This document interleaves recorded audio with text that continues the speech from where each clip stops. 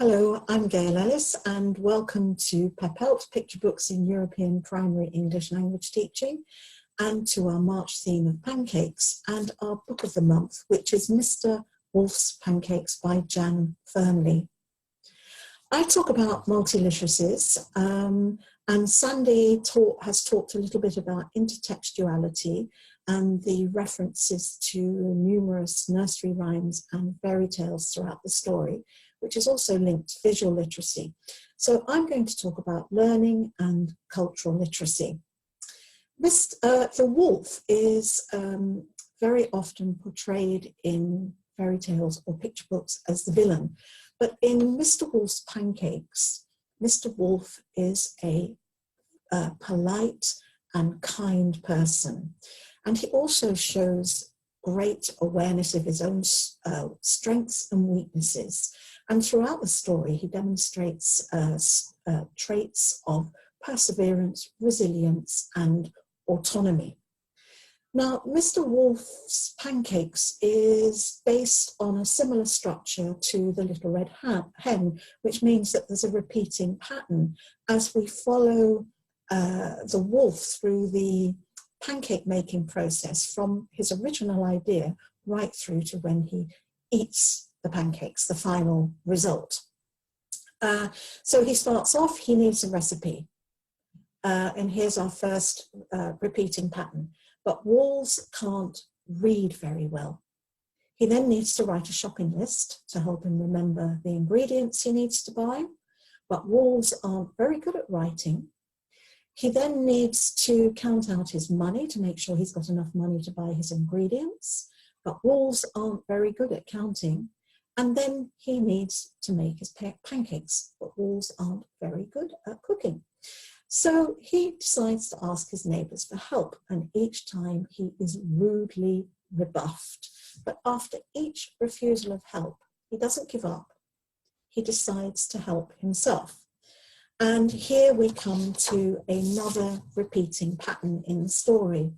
He sat down, slowly read the book, and worked out what he needed all by himself. Mr. Wolf sat down and tried very hard with his writing until he had made his shopping list all by himself. So poor Mr. Wolf had to sit down and count his money.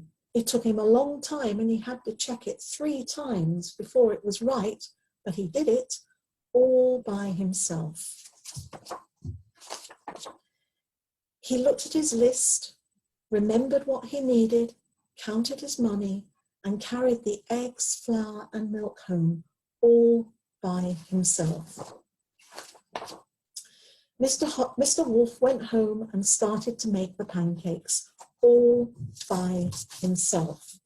So the story demonstrates to children these important characteristics, life skills, and learning strategies. Using a reference book, a recipe book, writing a list, a shopping list to help him remember, and counting out and checking his money. The story also shows that if you try really hard and work really hard, you can succeed all by yourself. And it helps children become aware of these important traits of perseverance, resilience, concentration, patience, determination, and in particular self-help and self-regulation. The story also provides lots of opportunities for prediction. It allows children to sequence events in a process. It allows them to match characters to events, and all of this develops the memory. Now, in terms of the ending, there is a very good opportunity for children to predict as well. Mr. Wolf has cooked his pancakes. They smell, absolutely delicious, and his neighbours can smell his pancakes and they want some. So they knocked on Mr. Wolf's door. "Give us some of your pancakes," said the rotten lot. "Why should I give any to you?" said Mr. Wolf. "Not one of you would help me." "We'll help you eat them." replied Mr. Wolf's neighbours nastily. Anyway, we're not going away until you give us some. Mr. Wolf thought very hard for a moment. There was only one decent thing to do. What's the decent thing to do? Oh, very well then, he sighed. You had better come in. Mr. Wolf opened the door wide and whoosh, his greedy neighbours rudely pushed him aside and dashed down the hall. Mr. Wolf shook his head, shrugged his shoulders, followed them into the kitchen, and when they were all in, what happened next? How did the story end? Well, we know how the story ended, but children could be asked to discuss whether or not they think that was the best decision that Mr. Wolf made. Was it the best course of action? Was it the most ethical decision? And they could be invited to create their own different ending. So in terms of cultural literacy, as we've seen, there's lots of references to fairy tale characters, to nursery rhyme characters. So I got out my Mother Goose Treasury by Raymond Briggs, which contains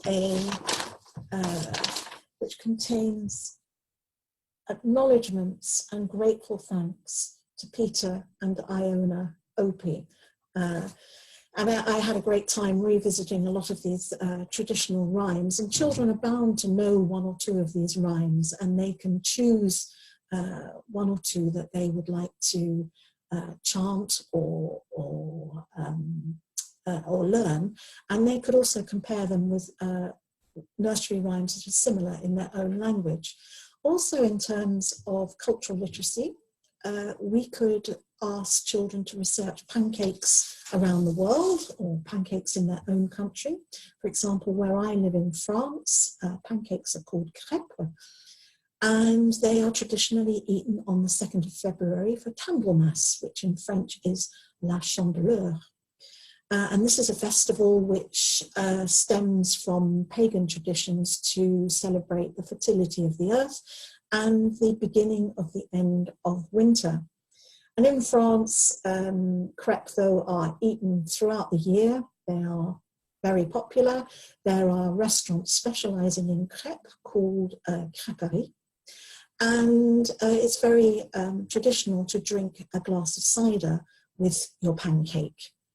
So Mr. Wolf's Pancakes, excellent for developing cultural and learning literacy. It also sends a very strong message about sharing and helping each other. But in particular, it really can help children develop an awareness of those important traits of perseverance, of resilience, and self-help. So that's it from me, and I look forward to seeing you next month. Bye.